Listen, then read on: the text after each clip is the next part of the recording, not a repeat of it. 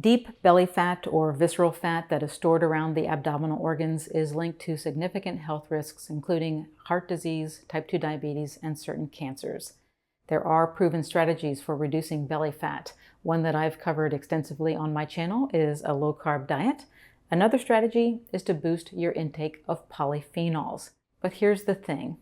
Polyphenols come from plants, and because plants make carbohydrates through photosynthesis, boosting polyphenols means you boost your carb intake. Is there a way to marry these two strategies? In other words, can you enjoy your polyphenols and have your low-carb diet benefits too? Absolutely. And not only is it enjoyable because of the great food you get to eat, it is also easy to follow and effective. This video shares how polyphenols help to reduce belly fat and the low-carb foods that contain them. Before I start, let me take 1 minute to thank Element for sponsoring this video. Low-carb diets work for fat loss because they keep the fat-storing hormone insulin low. When insulin is low, you also lose sodium more rapidly. That's why people who eat a whole food low-carb diet need salt. We've been taught to avoid salt or sodium. However, sodium is an essential nutrient, meaning your body cannot make it. It must come in through your diet. Sodium is needed to conduct nerve impulses, contract and relax muscles, and maintain proper hydration. When it is low, it can lead to fatigue, muscle cramps, headaches, and irritability. You can get sodium from low-carb foods like pickles and olives or just the salt shaker, or you can do what I do every day and drink Element. Element not only tastes great, but also contains magnesium and potassium, two additional essential nutrients needed for proper nerve and muscle function. When you use my link, drinklmnt.com/Dr. Becky, to make any purchase, you'll receive a free sample pack with 8 great flavors. I'll leave a link in the description area below.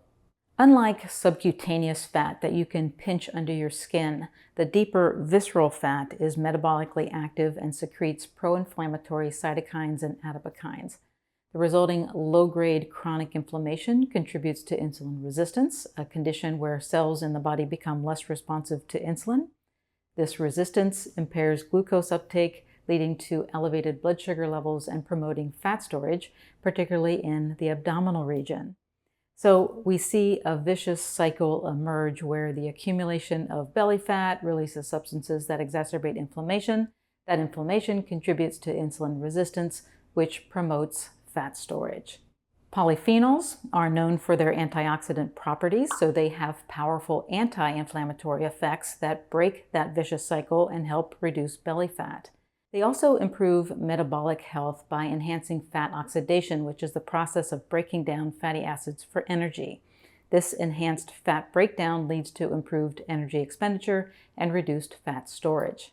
Polyphenol-rich foods also suppress appetite by inhibiting the secretion of appetite-stimulating hormones like ghrelin and increasing adiponectin levels, furthering this hunger satisfaction effect thanks to the influence adiponectin has on chemical messengers in the hypothalamus that regulate hunger and satiety.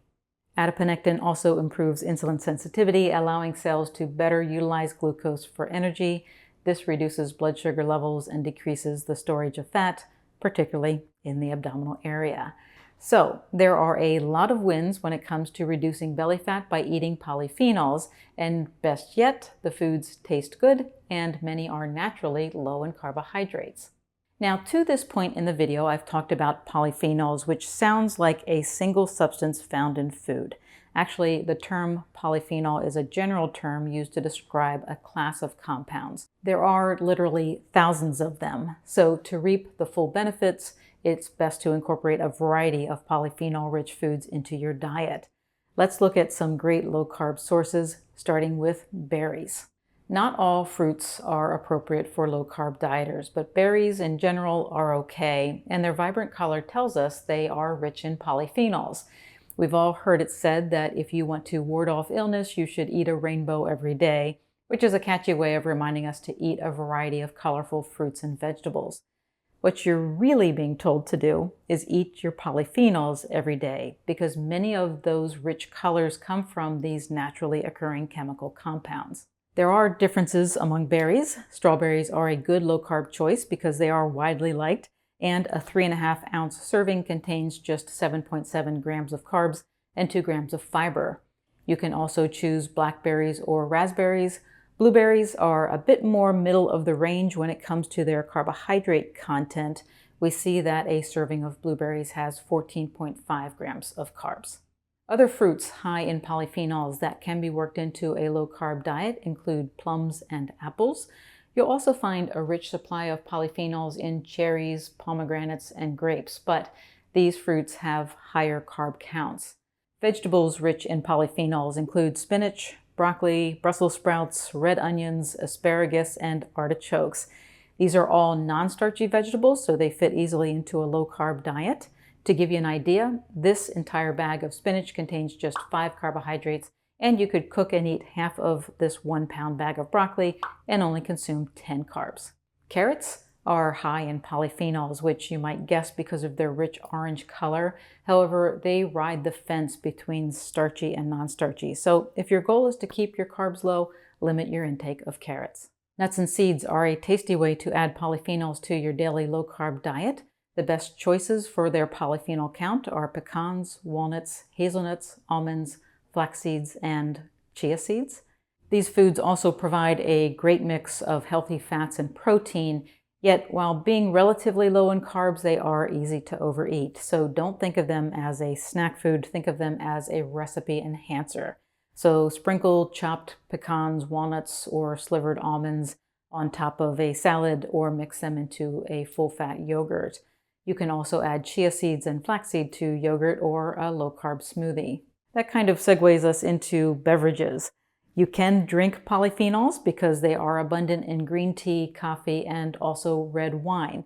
You've heard that the healthy component of red wine is resveratrol.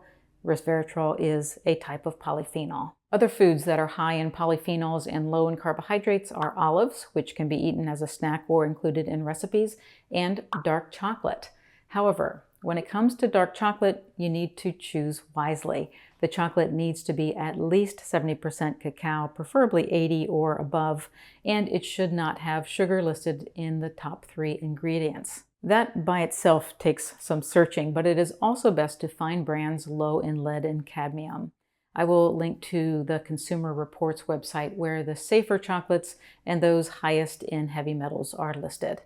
And when you are preparing food at home, you can give the recipe a polyphenol boost by using olive oil or sprinkling in herbs and spices. Several of them are high in polyphenols, including oregano, thyme, rosemary, basil, parsley, cilantro, cinnamon, and turmeric. And just to be complete, I will mention that there are a few high-carb foods that are rich in polyphenols. They include grains like oats, rye, barley, and wheat.